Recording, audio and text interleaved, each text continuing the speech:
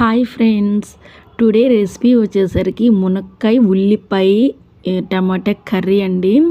Chicken ఎంత అద్భుతంగా చేసుకొని తినచ్చు, అంత రుచిగా అంత బాగుంది.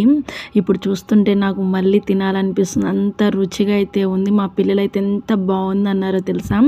ఇంక సాయంత్రం అదే నైట్ డిన్నర్లోకి అయితే నేను ఈ రెసిపీస్ అయితే చేస్తున్నాను, చూసేయండి.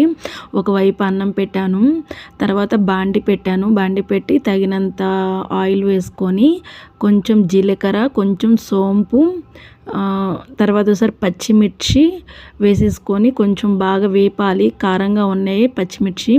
ముందుగా నేను ఒక మీడియం సైజ్ 3 ఆనియన్స్ అయితే చాపర్లో వేసుకొని చాప్ చేసుకున్నాను. దాని తర్వాత కొంచెం సాల్ట్ వేస్తే అవి తొందరగా మగ్గిపోతాయి. తర్వాత కరివేపాకు ముందుగా కట్ చేసి పెట్టుకున్న, ఇంకా మునక్కాయలు అయితే నేను వేసేసుకొని ఒకసారి కలిపేసి మూత పెట్టేసుకోవాలి.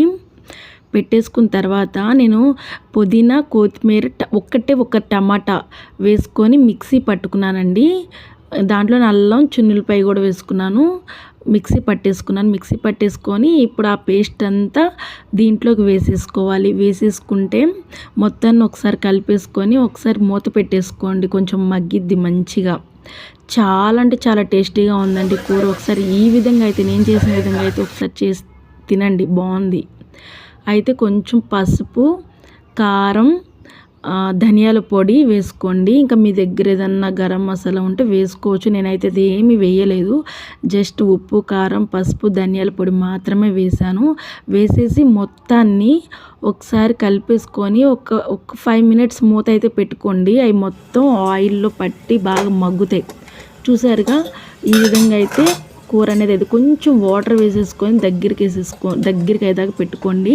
మంచిగా నైట్ డిన్నర్లోకి అయితే సూపర్ ఎమ్మీ అయిన టేస్టీ అయిన మునక్కాడ ఉల్లిపాయ గ్రేవీ కర్రీ అండి. చాలా అంటే చాలా బాగుంది. ప్లీజ్ నా రెసిపీస్ నచ్చితే లైక్ చేయండి, షేర్ చేయండి, సబ్స్క్రైబ్ చేసుకోండి ఫ్రెండ్స్.